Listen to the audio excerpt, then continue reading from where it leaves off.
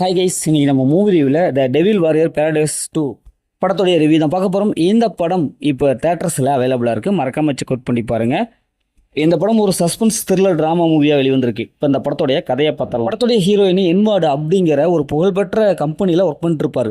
இவர் சிறந்த நல்லா ஒர்க் பண்ணுறாரு அப்படின்னு சொல்லிட்டு ஒரு விருது ஒன்று வாங்குவார். அந்த விருது வாங்குகிற மேடையிலேயே அவர் வேலை போயிடும். ஏன்னா பல பாலிடிக்ஸ் எல்லாம் வேலை போயிடும். இதனால் ரொம்ப மனமுடைஞ்ச அவர் மேடையிலேயே பயங்கரமாக தன்னுடைய குமுறல்களை வெளிப்படுத்துவார். பயங்கரமாக வசனமாக நிறைய பேசுவார். இப்படி பெண்களுக்கு பாதுகாப்பு அப்படின்னு சொல்லிட்டு ஏகப்பட்ட வசனம்லாம் பேசுவார். இந்த வீடியோ வைரலாயிரும். இன்னொரு பக்கம் நம்ம ஹீரோயினை ரன்வே நிறுவனம் அவங்களுடைய கம்பெனிக்கு வேலைக்கு எடுத்துக்குவாங்க. ஏற்கனவே ரன்வே நிறுவனம் பயங்கரமான புகழ்பெற்ற ஒரு நிறுவனம். அங்கே வந்து சிஇஓவாக ஒருத்தர் இருப்பார். அவர் மேலே நிறைய குற்றச்சாட்டுலாம் இருக்கும். அதனால் பயங்கர விமர்சனத்துக்கு உள்ளாகுவார். அவருக்கு கீழே இவர் வேலைக்கு எடுத்துக்குவாங்க.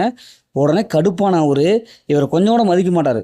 அந்த நிறுவனத்தில் இருக்கிற அந்த சிஇஓ நம்ம ஹீரோயினை கொஞ்சம் கூட மதிக்க மாட்டார்.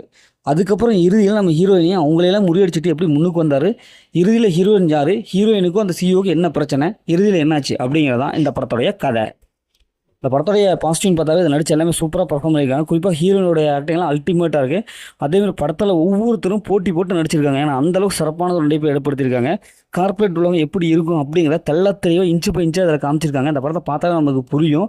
முழுக்க கம்பெனி சம்மந்தப்பட்டது, அதில் நடக்கிற பாலிடிக்ஸ் எப்படிலாம் இருக்குது, வேர்ல்டு லெவலில் எப்படிலாம் கார்ப்பரேட்டில் பாலிடிக்ஸ்லாம் நடக்குது அப்படிங்கிறத அழகாக காமிச்சிருக்காங்க. படத்துடைய பிஜிஎம் நல்லாவே இருக்குது. அந்த ஸ்க்ரீன் பிளே பொறுத்தளவுக்கு சூப்பராக இருக்குது, இன்ட்ரெஸ்ட்டாக இருக்குது. ஒரு நிறுவனத்தில் எப்படிலாம் பாலிடிக்ஸ் நடக்குது அப்படிங்கிறது நல்லாவே காமிச்சிருக்காங்க.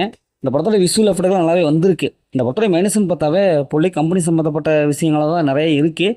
அதனால் கம்பெனி சம்மந்தப்பட்ட அந்த கார்பரேட்னா என்ன அப்படின்னு தெரிஞ்சுக்கிறதுக்கு இந்த படம் ஒரு ஒர்த்தான மூவி தான். மற்றபடி இந்த படத்தில் பெரிய அந்த ஃபைட் சீக்வன்ஸு அப்படின்லாம் எதுவுமே இல்லை. இந்த படத்தில் அந்த மாதிரி சீன்ஸ்லாம் இல்லை. ஃபேமிலியோட பார்க்கலாம். மொத்தம் எப்படி சூப்பராக சொன்னாலும் இந்த படம் ஒரு ஒன் டைம் மேட்சபிள் தான் நாங்களும் சொல்கிறேன். ஓகே, இதே மாதிரி அடுத்து ஒரு புதிய மூவி ரிவ்யூ சந்திப்போம்.